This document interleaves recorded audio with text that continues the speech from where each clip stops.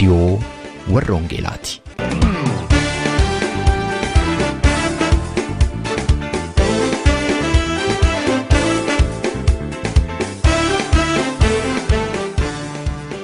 راديو والرونجيلا تقوم والدوتي رومو والرونجيلا أوروباتين كوباي توربانيت سياتوكو ويا سامبدرا أجفتوت بيوتي غانف أفريقاف نانو ساتيف أكل كوبس ساعتي توبيات جلجل ساعتي كل لما هم ساعتي كل لما فلكات دمبلي جبابا كيلو هيرزي كما كل شنيف إبشنيف كل شن يوكانس متر باندي كل سجلرت أجفتوت كباف جدو جليس أوروباتي فمو أكل كوبس ساعتي جدو جليس أوروبات جلجل ساعتي دكتمي توكو هم ساعتي دكتمي توكو فلكات دمبلي جدو جليسا كيلو هيرزي كما توكوف إبسديف شنتمي شنرت كان سنككبو تمساس ونجيلاتي كون راديو والرونجيلاتي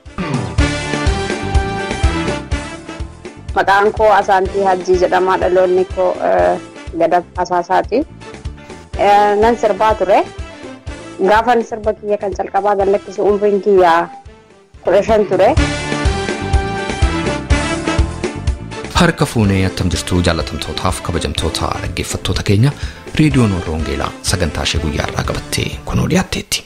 Sagantaa keenya har'aa keessatti dhuga ba'iinsaa jireenya namaa ijaaruuf ergaa sagalee Waaqayyoo qabannee dhiyaanneerra.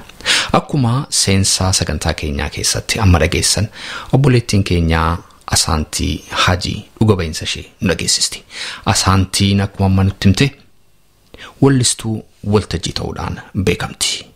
maatii islaamaa keessatti dhalattee kan guddatteef ofii isheetiifis hordoftuu amantii kanaa kan taate Asaantiin har'a waldaa kiristaanaa keessa dhaabbattee Iyesuus Kiristoos fayyisaa ta'uusaa nama dhugaa baatudha.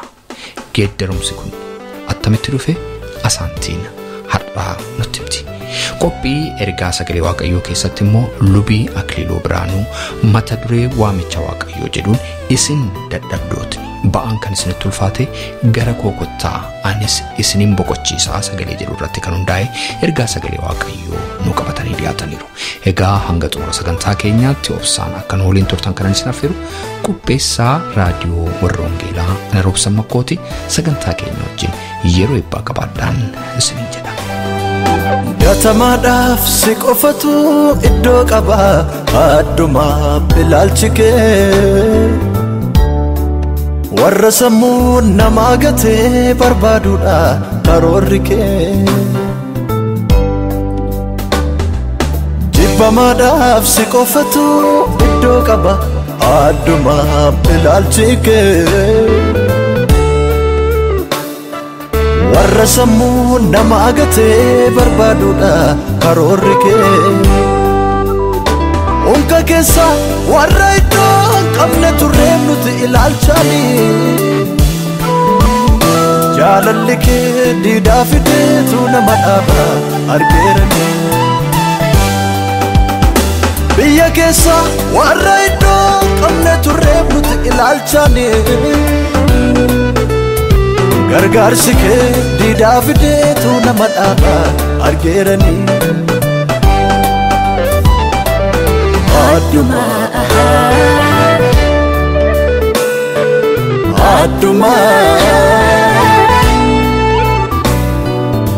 Aduma ilaalchi kee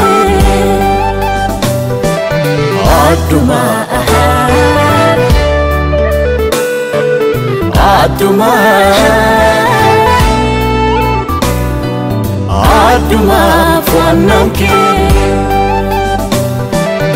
Aduma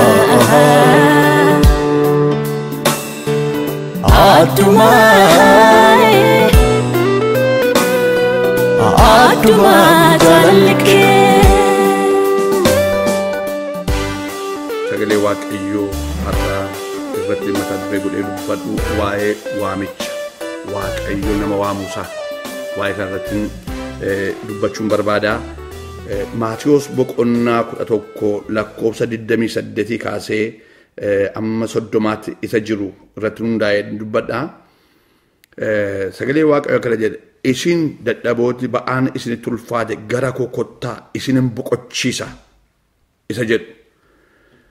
Waaqayyo sagalee kana kan nu eebbisuuf kadhannaa gabaabaa wajjin kadhanna. Yaa Waaqayyo Gooftaa, sagaleen kee jiraataadha. Sagaleen kee seenaa namaa jireenya namaa keessatti waan hunduu godha waan ta'eef maqaa Gooftaa Yesuus Kiristoosiin sagaleen dhageenyu kun haala jirru keessatti iddoo jirrutti yaa Waaqayyo laphee keenya jireenya keenya akka ta'uu danda'u maqaa Kiristoos Yesuusiin nan kadhadha. Gurriif lapheen namaa yaa Waaqayyo banamee sagalee kee akka dhaga'uu dandeenyu nu gargaari. Maqaa Gooftaa Yesuus Kiristoosiin ameen. Egaa mata dureen koo Waaqayyo nama waama. Waamicha Waaqayyo namaa godhu kan jedhudha. Waaqayyo waamicha kan inni namaa godhu maaliif Waaqayyo nama waama? Waaqayyo qophaa ta'ee nama waama moo? Waaqayyo nama hojjetuuf dhabee nama waama moo? Waaqayyo maaliifidha waamichi Waaqayyo inni namaa godhuu danda'u? Isa kana waamicha adda addaa jira. Baroota keessatti namoota karaa adda addaa waamicha wal waamu. Aadaa waamichaa baay'ee qabna. Fakkeenyaaf namni walii wajjin gaafa jiraatu, namni wal beeku iddoo tokkotti nyaataaf dhugaatii cidha gadda irratti wal waama.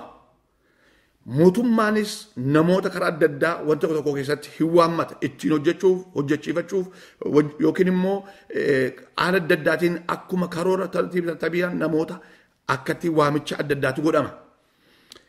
Waaqayyo waamicha inni waammatu kan namaarraati maal adda ba'a? Namnoo nama waamaa Waaqayyo tokko akkanatti nama waamamoo maali waamichi Waaqayyo kun? Akka sagalee Waaqayyo kun dubbatutti boqonnaa 11 lakkoofsa 28 isin warri dadhaboon jedhe Waaqayyo warra dadhaban waama. Namni cimaa waamata. Namni hiriyaa waammata. Namni wayirratti hundaa'e waammata. Waaqayyo waamichi isaa garuu nama abdii kutatee nama dadhabaa nama humna hin qabne nama hangatii hin qabu jedhu nama of ilaalee humna isaa ilaalee haala jiru ilaalee anoon danda'u jedhu nama akkasii Waaqayyo hin waama. Nama rifate nama qophaa ta'e nama halkan guyyaatti fakkaate Waaqayyo hin waama. Maaliif waama Waaqayyo? Waaqayyo nama gaafa inni waamu inni jalqabaa Waaqayyo waamicha inni namaa godhu nama iddoo kufee kaasuudhaaf waama. Namni inni jalqabaa Waaqayyo waame Addaami. Seera uumamaa boqonnaa 3 lakkoofsa 9 irratti akka arginu Addaamiif Hewaan Waaqayyo wajjin ergi bara uumama jireenya jalqabanii kaasanii wal faana jiraatu turani. Bakka gannata jedhamu keessatti Waaqayyo wajjin hin haasa'u, hin dudubbatu, wal quunnamtii xuruu qabu. Walii wajjin Waaqayyoon hin dhaga'u, Waaqayyo isaan dhaga'a. Yeroonni kun ergi wanti tokko uumame booddee gidduu isaanii quunnamtii hin jiru. Hin diigame, walii galii isaanii iddootti Waaqayyo wajjin wal argan jalaa diigame. Kan kana godhe seexanadha. Seexanni maal godhe? Waaqayyo isanni kaa'e sagalee Waaqayyo akka isaan cabsan gochuudhaan nama isa jalqabaa akka inni fuula Waaqayyoo irraatiin miliqse argina. Yeroo kana keessatti iddoo kanarratti maal jedhaa? Lamaan isaanii qullaa ta'anii saalfatanii iddoo muka jannata keessa dhokatan jedha. Achitti jalqaba waamichi. Waaqayyo akkana jedhe. Yaa Addaam jedhee waamicha waame. Waaqayyo maqaadhaan si waama obboleessa ko. Waaqayyo maqaan nama waama obboleettii ko. Firoota koo Waaqayyo haala jiru keessaatiin waama. Maqaa keenya beeka. Bifa keenya beeka. Hidda keenya beeka. Dhiiga keenya beeka. Nuunuu uumaa harkata waan taaneef. Kanaaf Waaqayyo waamicha inni namaa godhu waamicha nama kufe kaasudha. Nama abdii kutatee, nama baqate, nama naa jiru Waaqayyo waamee naamusatti godha. Maqaan Waaqayyo kan eebbifame ta'u. Waamichi Waaqayyo maal eessa haala kamiin keessatti Waaqayyo waamicha inni namaa godhu inni jalqabaa inni irratti dubbadhe Waaqayyo nama iddoo gadhiise, nama baqate, nama abdii kutate, nama guyyaatti dukkanaa'e, nama diinni karaa adda addaatiin ololatti kaasee naasisaa jiru. Waaqayyo uumaa harka isaatii waan beekuuf nama kuufee kaasuudhaaf Waaqayyo waamicha godha. Kun isa jalqabaati. Inni lammaffaa Waaqayyo nama kaase, nama barbaade kana, nama waame kana Waaqayyo isa lammataa irratti seera uumamaa boqonnaa 12 lakkoofsa tokko irratti gaafa ilaallu nama tokko waama Waaqayyo qomoo keessaa waama. Waaqayyo saba hin beekne keessaati saba isa beekuu barbaadu saba ittiin hojii hojjetu barbaadu waaqayyo nama tokko waama. Abrahaam nama jedhamu waaqayyo waamicha ittiin ga'e. Maanni waamicha Abrahaam waame waaqayyo maaliif waame? Isa fuuldura nama baay'ee ture. Waamicha Abrahaam kan warra kaan irraati maaliif addaan ba'e? Waaqayyo baroota keessatti karoora namarratti qaba. Akeeka namaaf qaba. Ati obboleessa kolaa nama biyya lafaan irraa ammas jiraataa jiru naannoo biliyeena 6-7 jira namni ragaa adda addaatu kaa'ama. Saayinsiin guyyaa guyyaatti qorannoo adda addaa godha. Baay'ina namaa kana keessaatti waaqayyo siif karoora qaba. Nama hundumaatu wal fakkaata. Nama hundumaatu umuriinsaa wal fakkaata, bifisaa wal fakkaata, wanta akkasiitu jira. Abrahaamiin garuu namoota jiran keessaa maaliif waaqayyo addaan baasee waame? Waaqayyo har addaan si baasee mul'ata isaatiif si waama. Hojii siin hojjetuuf si waama. Karoora sirraa qabuuf si waama. Waan si uumee waan beekuuf si waama waaqayyo. Waan nu beeknuuf utuu hin taane waan waaqayyo nuumeef ijaa beeku. Kanaaf Abrahaamiif waaqayyo waamicha godheef, waamicha Abrahaamiif godhe maayini? Waaqayyo eebbafas godhe jedhe. Ilaa dhagaa jara keenya. Namni akkuma ittiin hin jiraadha se'a.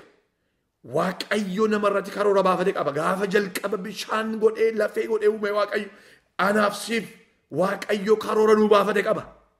Dhukkubsatteef hin duutu. Hidhamteef hin duutu. Rakkatteef hin duutu. Jiraatteef immoo hin jiraattu.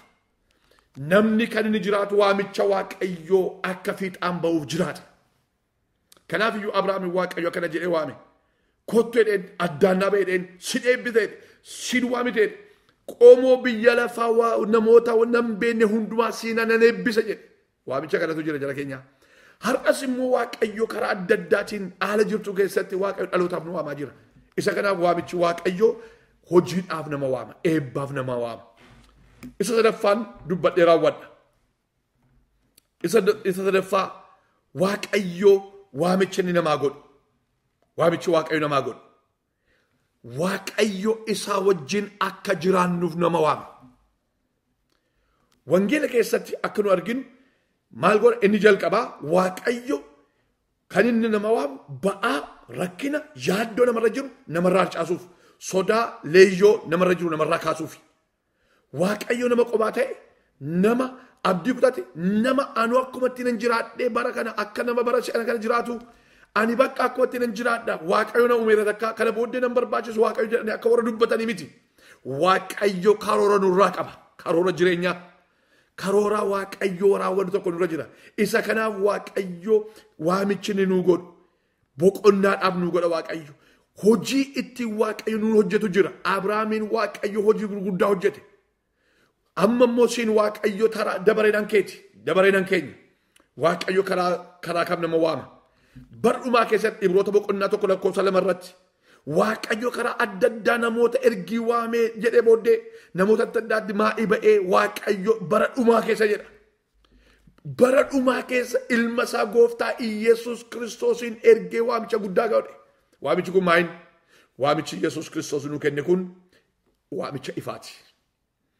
Dukkana keessa dhaloota deemaa jiru ifatti waamu. Saba naamusa isaa bade naamusatti deebisu. Sammuu namaa hadoodchuu keessa baasu. Acuucaa cubbuu seexanaa siyaasa adda addaatiin namoonni boqonnaa dhabanii dhiphataa jiran waanjoorraa cabsuudhaaf waaqayyo waamicha karaa wangeela namoota waamarras. Ila obboloota koo dhagaa waaqayyo gooftaan waamicha isinii kenneera. Waamichi kun isiniin maa'ii ba'a waaqayyo. Attam godhee akkati jiraattutti haalati keessa jirtutti waaqayyo siin maa'ii ba'a. Kanaaf iyyuu waamichi waaqayyoo gaafa nama ga'u namni maal ta'a? Namni waamichaaf deebii laatu jireenya bara baraatti gala. Waaqayyo kan inni waame jireenya bara baraatti akka galluuf hidhaa cubbuutti, hidhaa biyya lafaatti, hidhaa adda addaa rakkina qabnurraati waaqayyo karaa gooftaa keenya Iyesuus Kiristoos boqonnaa nuu laatee, nagaa nuu laatee, tasgabbii nuu laatee akka isaa wajjin jiraannuuf nu waame. Inni lammaffaan waaqayyo waamicha inni godhe kana keessatti namoota biyyi lafaa hadheessite, hadhaa biyya lafaa siyaasi nama hadheesseera, jireenyi nama hadheesseera, mootummaan maqaa namaa jireenya nama hadheesseera. Kan biyya lafaa hundumtuu nama fooniiti, nama siyaasaati, nama diinni loluudha. Karaa adda addaa namoota hadhaa jireenya isaanii keessa dhangalaase. Gooftaa Yesuus Kiristoos Maatewos boqonnaa 5 irratti isinii soogidda biyya lafaati jedhe. soogiddi waan mi'aan qabne mi'aatti godha. Biyya lafaatiif akka mi'aa taane nama mi'eessine jireenya mi'eessine dhaloota keessatti mi'oofne akka jiraannuuf Waaqayyo karaa wangeelaa waamicha nu godhe. Karaa Kiristoos Yesuus waamicha nu godhe. Kanaaf obboleessa koo obboleettii koo maanguddoo dhagaa waamichatu sirra jira. Namni waraqaan waamichaa isa ga'e tokko cidha tokko irratti akkana godha. Waraqaa sana yeroo isaa eessa akkamittiin isa jedhu dubbifata. Waamichi nu ga'e karaa Kiristoos Yesuus akkamittiin dhiiga isaa bal'olaasuudhaan isin dadhaboota gara kokottuudhaan jechuudhaan waamicha guddaa nu godhe. Waamicha kana keessatti maaltu jira? Jireenya jira, eebba jira, nagaa jira, jaalala jira. Waamicha kana keessaati akkamittiin hirmachuu ta'uu dandeenya? Qalbii diddiirratanii Yesuus Kiristoos ani biyya lafaa har'aa kaasee hawwii biyya lafaa xuraa'ummaa ishee ganee kan kee ta'eera. Karooran irraa qabdu tarii warri kaan gaggeessaa biyyaa ta'uu dandeessu. Warri kaan siyaasaaf Waaqayyoo namoota bu'aa buustanii dhaloota ittiin hojii maa'isiitti bu'uu danda'uu dandeessu. Namoonni kaan tajaajila ta'uu dandeessu. Saayinsistoonni ta'uu dandeessu. Karaa adda addaatiin Waaqayyoo karoora isinii qabutu jira. Karoorri kun karaa Kiristoos Iyyasuus waamicha isin godheen hin raawwatama. Diinni karaatti nambisu. Waamichi kee karaatti namu. Waamichi keessan waamicha waamicha Kiristoos Iyyasuus ayyaanni Waaqayyoo Kiristoos Iyyasuus keessatti karaa mabaraatti isin wajjin ta'u bakka isin jaallattu eebbifama. Ofii darbitee teellaa dhawaamtee warra kan keetii. Oksaan tarree taa'uu keenyaa kuni barbaacha keeti. Warra gataman iddoo dhabaniif jireenya laata. Abdiin saacitee isa wawwaatuuf ofii dhaabata. Ija koo targeen gadadamaatu siin yaadatame. Seenaa dhokatee jala ooletu siin argame. Warra gataman iddoo dhabaniif jireenya laata. Abdiin saacitee isa wawwaatuuf ofii dhaabata. Ija koo targeen gadadamaatu siin yaadatame. Seenaa dhokatee awwaalametu siin argame. Adduma ilaalchi kee. Adduma ilaalchi kee. Adduma ilaalchi kee. Adduma ilaalchi kee. Adduma fo'annaan kee. Adduma fo'annaan kee. Adduma fo'annaan kee. Adduma fo'annaan kee. Kun reediyoo warra Wangeelaatti sagantaan keenya itti fufa. Meetirbaandii 19 yookaan immoo kiiloo heerzii 15,515 irratti guyyaa sanbadduraa galgala sa'aatii 12 hamma sa'aatii 12:00 kan isinii darbu tamsaasa kana YouTube irratti, SoundCloud irratti, karaa Facebook akkasumas immoo karaa websaayitii keenyaa hordofuu dandeessu. Websaayitiin keenya maqaan isaa www.uoece.org jedhama. Irraan isinii deebi'a. www.uoece.org jedhama. Dhaggeeffattoonni keenya biyya Ameerikaa immoo itti dabalaan lakkoofsa bilbilaa 518-742 irratti tola bilbiluudhaan akkasuma dhaggeeffachuu akka dandeessan isin yaadachiisa.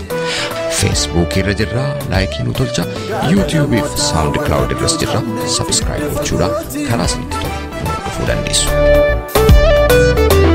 Ollaa nu baaftee tarree nu dhaabdee gochi kee addaa. Wallaalaa warra firaaf lammiin qabne dadhabootaaf yaaddaa. Awwaalcha gubbaa miilaan dhaabattee jireenya himtaa. Seera beektotaa faallaa gooteetu kanaan beekamtaa. Sitirkatanii abdii godhanii warri jiraatan tasan qaanofne Dafqiyyeessota dhugaan dadhaboota sirkatti banne Awwaalcha gubbaa miilaan dhaabattee jireenya hintaa Seera beektota faallaa gooteetu kanaan beekamta Sitirkatanii abdii godhanii warri jiraatan tasan qaanofne Dafqiyyeessota dhugaan dadhaboota sirkatti banne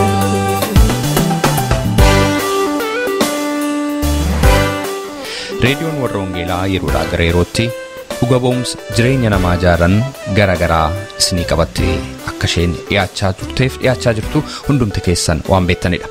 Har'as akkuma kanaa dhuga ba'iinsa jireenya keessan ijaaru tokko qabannee dhiyaanneerra.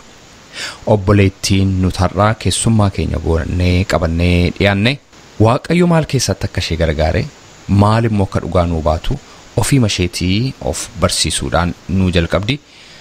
Asaantii Hajii baga nagaadhaan gara reediyoo warra Wangeelaatti dhufte. Baga nagaan na eegdanii Waaqayyo sinaa eebbisu. Maqaan koo Asaantii Hajii jedhama. Dhaloonni koo Gadab Asaasaati. Asaantii akka namni baay'een tarii yeroo maqaa kee dhaga'u hubatu waggaa tokkoffaa fuulduratti waltajjii baay'ee irratti ati nama sirbaan beekamtudha. CD garaagaraa baasteetta. YouTube keessa lixee abbaa si ilaalee fi ati sirboota garaagaraa yerootti dhiyeessitu beekamta. Namoota kuma baay'eetu ilaala kiliippiitti YouTube irra keessee jirtu. Amma immoo ati waldaa kiristaanaa keessatti nama dhaabbattee faarfattu yuudha. Mee seenaan kee kun attamitti jalqabee mee eessaa kaastee nutti himtamee natti mi'oon siin jedhe. Galatoomi nan sirbaa ture. Gaafan sirba kiyya kan calqabaa gallakkisu umriin kiyya 15 ture. Sirba kanaan irraayis kan ka'e hidhameen ture sabbataa hawaasitti Finfinnee irraa kiiloomeetirii 25 bakki naan itti hidhame. Garuu sirba siyaasaatiin sirbaa sabni Oromoo hunduu sirba saniin na beekani. Garuu Waaqayyo akeeka qaba akka itti keessaa na baasu karoorfateetuma keessaa na baasee jechuudha. Wanni nani hoosanitti sirbaa turellee sirba qabsoo ture. Yeroo sirba qabsoo sirbaa turte kana Gooftaa Yesuus Kiristoosiin akka fayyisaa jireenya keetii lubbuu keetii godhattee fudhachuun waan keessa kee deddeebi'e waan dhageesse qabdaa yeroo sana yeroo sirbitutti? Biyyatti garuu dhufanii jechuun naannoo Finfinnee ani kanan guddadhe Finfinnee Faransaay bakki naan itti baradhallee Faransaay Lagaasiyooni. Waraqata fidanii kan karaa irratti namaa kennan jira. Waraqata san fuudheen qoshaasaa keessan buusa malee dubbisuun ture oosan. Maaliifi bakka sittiin kennuun tureyyuu waanan bakka itti kennu keessaa faarfannaaf sirbii waan ta'eef faarfannaatti bashannanuuf nan dhaggeeffadha. Achi booda Yesuus Kiristoos fayyisaadha maali jedhee guyyaa takkayyuu itti yaadellee hin beeku jechuudha. Faarfannaa nan dhaggeeffadha. Faarfannaan garuu waan faarfannaa ta'eef qofan dhaggeeffadha. Faarfannaa baay'een jaalladha yoo sanuyyuu jechuudha. Mee waa'ee maatii keetii natti himi. Maatii keessan keessattuu waan beekamu jira waa'ee amantii kana? Maatii keenya keessatti wanni beekamu hin jiru. Maatiin warri haadhatiyyaa Ortodoksiidha. Pheenxee ijaan arguuyyuu hin fedhani. Jechuun sammuu kiyya keessa kan jiru naannoon biyyatti dhadhadhe Asaasaa sanitti pheenxee warra saree nyaatu jedhan yeroo onnaa jedhan jechuudha. Sammuu ijoolleetti keessatti kan waraabame sa'a sanitti waan akkasiiti. Kanaafuu ilaalchi namni hoosan osoo hin beekin waa hedduu haasa'u sammuu ijoolleellee baay'ee xureessee jechuudha. Sa'a sanitti odoon dhaqeeyyuu pheenxee bira dhaabbadhee ilaalcha gaarii naan qaban jedhee waan ayyaaduuf achi balaaleen baqadhaayyuu namummaa akka kiyyaa kanaa jechuudha. Maatiin kiyyallee akkuma sani jechuun bakka guddaa hin qabanii fi turan. Garuu anama pheenxeen akkasii kanaa sanii anama namatti dhiyaachuu osoo hin ta'in isatti dhiyaadheen isarraa akka Waaqayyo dhugaa ta'e arge malee namarraa osoo hin ta'in isatti dhiyaadheen isarraa arge Waaqa dhugaatti akka isaan amanan jechuudha. Maatiin harmee keetii Ortodoksii akka isaan ta'an natti himteetta. Kan abbaa keetii hoo? Musliima. Naannoo itti dhalattes egaa baay'een isaa akkuma beekamu naannoon Arsii amantii Musliimaa hordofaa. Mee natti himi akkamittiin teellaa jireenyi kee kun geeddarame? Jireenyi koo ani erga bara 2013 Norwee kanan seene baay'een dhiphadhaan ture. Ergan gaafa biyyarraa baqadheeti baay'een dhiphadhaa ture iyyuu. Garuu fayyaa mataa kiyyaa argachuudhaaf gamni naan ittiin yaaliin hin jiru jechuudha. Maaliif dhiphata? Maal si dhukkuba ture? Mataan na cinqama callisee sababa na cinqama waa takka hin beeku sababa kana osoon sababa isaa beekee dhaabuu hin danda'a. Sababa irraa mataan kiyya na dhukkubu hin beeku garuu mataan kiyya baay'ee na dhukkuba. Zamzama naa ergaan jedhaa zamzama sanii karaa xayyaara seenuu waan hin dandeenyeef namni qabatee dhugee dhaqu sunis dhaqee achitti dhugee dhufa. Gaafa kaan maaltu na mudate sooma nan sooma ji'a ramadaanaa keessa soomee galgala faarfannaa naggeeffadha. Maaliif faarfannaa kana naggeeffadhu biyyatti bashannanaa fi naggeeffadha siin jedheen jira. Asitti garuu yoon faarfannaa naggeeffadhu sammuun kiyya hara galfata. Baay'ee jechuun wanni na dhukkubu sun illee narraa na dhiisa. Faarfannaa naggeeffachaa rafa gurratti faasuu qadheen rafa faarfannaa jechuudha. Maaliif sagalee hoon ol baanee ollaa kiyya musliimatti tureeyyuu.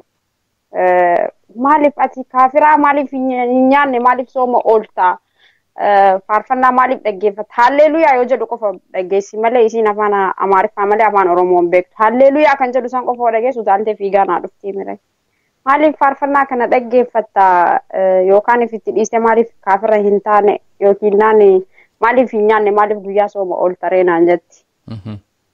Sooma ooluun kiyya waan hin musliima ta'eef galgala garuu kanan faarfannaa dhaggeeffadhu fayyaa waan ani itti argadhuufin gaafa kaan maaliin jedhee murteesse wannaan laala yuutuubii irra laala eenyu balaa nabiyyi balaa kan biyyarraa tajaajila amantiidhaan harka keessan irra godhaa warri mataan isin dhukkubus yoo san sa'a sanitti namni nama mataa dhukkubsatu wayiiti namni addunyaarra jirtan hunduu amantiidhaan iskiriinii irra harka keessan godhaa hin fayyitan yeroo jedhu ani fuudheen harka irra godha erga sanii hordofaatuman ture jechuudha bakka.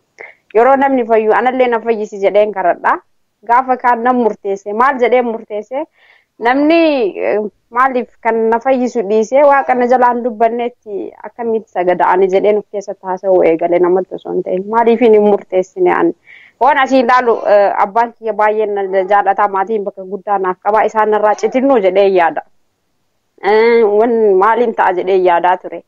Garuu fayyaa kiyya yoo laalu du'eellee nan irraanfatamaa miti ani waaqa na fayyisu dhiisee namaaf jedhee maaf hin baqadha kanan jedhu gaafa kaan nan murteesse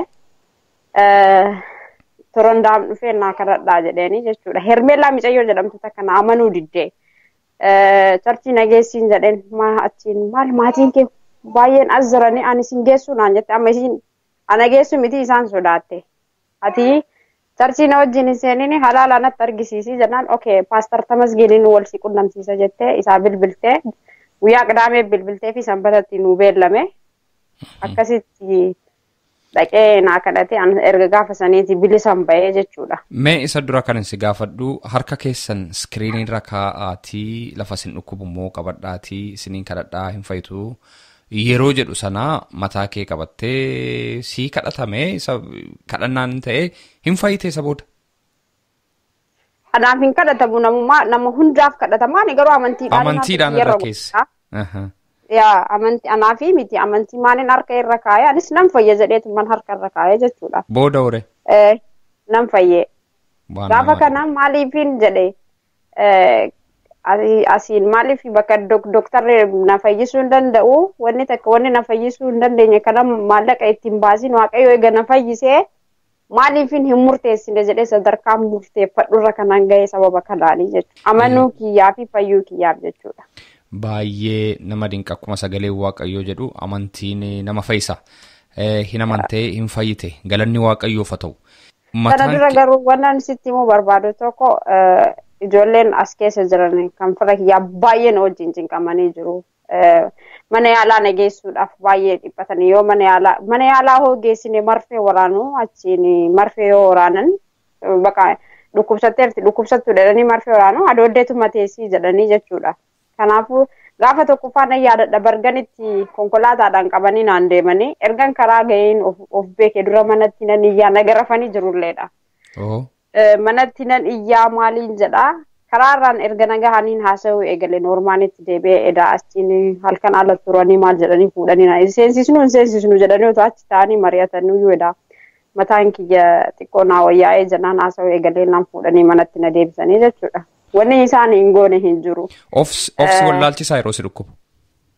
Ansaa sanitti wannan godhun beekuu nan iyyaa baay'een iyya natti fakkaate meeshaan darbadhaan nama natti fakkaate sa'a sanitti isaantu na hima malee wannan godhu hin beeku. Isaan qabatanii akkasitti olii gadi na deemuu isaanii nan yaadadha. Achi booda jechuun amma wanni murteessee maatii kiyyaafillee bakka hin kennu jedhee itti murteessee maal keessa akka hin darbe isaan hin beekanii jechuudha. Kanaafuu fayyuun kiyya isaaniifuu amantii guddaa dabala jedheen amana. Isa booddee gara waldaa kiristaanaa adeemte magaalaa Tiroondaam lubaa Tamasgeenfaa bira maaltu ta'e isa booda? Sana booda achitti naa kadhatee macaafa qulqulluullee isatu naa kenne. Achi booda garuu wannan dogongore tokko kanaan qabu waaqayyo garuu akka inni na gargaaru kanan beeke macaafa san erga naa kenne booda an macaafa san fudhadhee achitti barachuu hin dandeenye. Inni na barsiisuudhaaf hawwii guddaa qabaa ture, baay'ee na gorsaa ture. Ati nama boru bakka guddaa geessu, ati saba baay'ee fayyista jedhee osoo inni na jajjabeessaa turu. Ani immoo jidduu sanitti maaliin butame hiriyoota tiyya kan wajjin kan fiilmii dalaganii kan wajjin duraan sirbinuu jira. Isaan waan garaagaraa natti dubbatanii jennaan jidduudhaan badeen ispaariyaa dhaqe. Haasawuma isaanii saniin baqadhe. Maaliif tokkoffaa reefuun charchii dhaqe yeroo calqabaa kiyyaa isaan akkas naan jedhanii jennaan nan rifadhee safara sanii macaafas qabadhee deeme. Achi booda deemee kan ispaariyaatti illee maaltu na mudatee yoon ani dhaqu ijoollee manni ani dhaqee qubadhes mana ortodoksiiti garuu mana san kan dhuftu hedduun ijoollee musliimaati. Achi booda macaafa san lafa godhee nan irraanfadhee iyyuu waan hundaa. Waan ani irraanfanne keessa achittis faarfannaa nan bana. Faarfannaa bakka naqee hundatti nan bana. Faarfannaa nan bana macaafa dubbifachuu nan dhiisee waa'ee barumsaas nan irraanfadhe. Ji'a sadii wayiif addaaniin kutee gaafa kaan garuu maaliin jedha keessi kiyya baqa nama lama dhabe ta'een jira jedhee yaadaa tureeyyuu. Garuu waaqayyo akeeka qaba waan hundaafuyyuu na gargaaruudhaaf waan qophii qabuuf jecha achiin ispaariyaa kanan dhufe gara Stafangariin dhufe. Stafangaris dhufe garuu dafee charchiin hin arganne achiin nama takkan argadhe baasii keessatti. Yoo inni ilaalu afaan Amaariffaatiin haasofti. Na laalte ani immoo shaarbii kiyyan buufanne akkuma maradheetti hin jira. Yaayaan itti dubbadhu irrifatte Sumaaleen afaan Amaariffaa haasoftu siin jirti naan jette. Ani Sumaalee miti Oromoodhaan jedheen. Oromoodha jennaan ani sirba afaan Oromoo nan jaaladha naan jette. Okey anis duraan sirbituun tureeyyuu jedheen. Sirballee nan jaaladha faarfannaas nan jaaladha naan jette deebite. Yaa faarfannaa hin jaalattaa yaa ati pheenxeedhaan jedheen pheenxeedha eeyyaniin naan ati pheenxeedhaan naan jette. Naan pheenxee miti garuu Kiristoos nan jaaladhan jedheen isiidhaan. Wanni na gargaartu charchii na geessuu dandeessaa jennaaniin yaa siin geessaa Wangeelaawii Muhammad bultii 15 booda hin dhufa gaafa inni dhufu siin geessite bilbila ol jijjiirree gaafa kaan qabdee charchii na geessite inni naa kadhate achi booda kanan as dhufee namni na beeku hin jiru namni akkas na jeequ hin jiru charchiidhaa hin baane barumsa fayyinaa koos baradheen asitti fixee amma waaqayyo karaan ani ittiin jeeqamee olii gaditti badaa ture san hundaayyuu haala naa mijeessee obboleeyyan bira taa'ee qubadhu naa qopheessee baradhus naa qopheessee warra hafuuraatti na guddisullee baay'een argadhe amma waa hedduun baradhe waaqayyo gaa namni mallattoon isaa irra jiru deemee eessayyuu hin ga'u jedhanii akkasittiin karaa kanatti deebi'e jechuudha. Baay'ee waaqayyo waan guddaa siif godhe isa booddee gara Stavanger dhuftee achiiti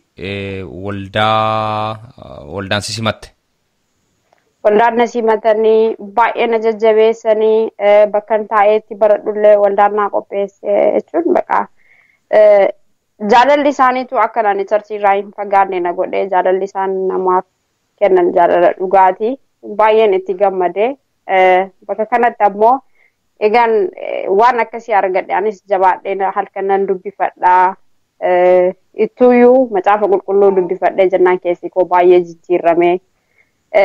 Jireenya kiyya kanan duraan dabarse jechuun baqa duraan ani nama du'eetu dhaabbatee deema haga jedhuun ga'e garuu waaqayyo akeeka qaba.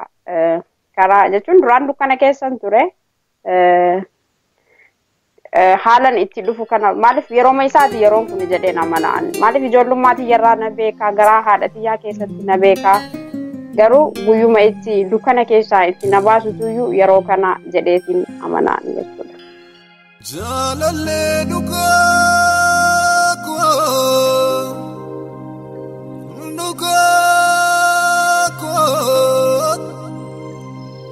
Mawakayo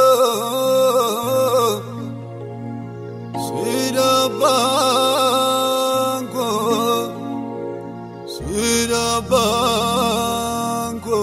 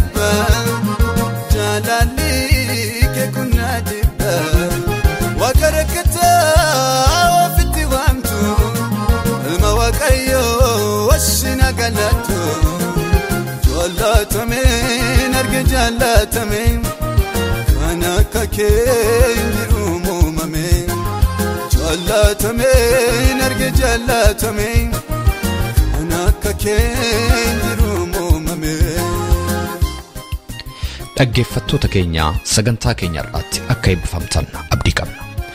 Waa'ee sagantaa keenya gaaffii yookaan yaada yoo qabaattaniif karaa teessoo xalayaa keenya rww@tevelingsvine13 Oslo Norway jedhaatiin nu barreessaa yookaanis karaa iimeeyila keenya raadiyoowarrawangeelaa@gmail.com jechuudhaan nu qunnamaa. Torbee sagantaa biraatiin hamma walitti deebinutti nagaa waaqayyootiin tura. Jesus atinafada Lubu kosijalate Agafa banaftate Nafolta almaguda Jesus atinafada Lubu kosijalate Agafa banaftate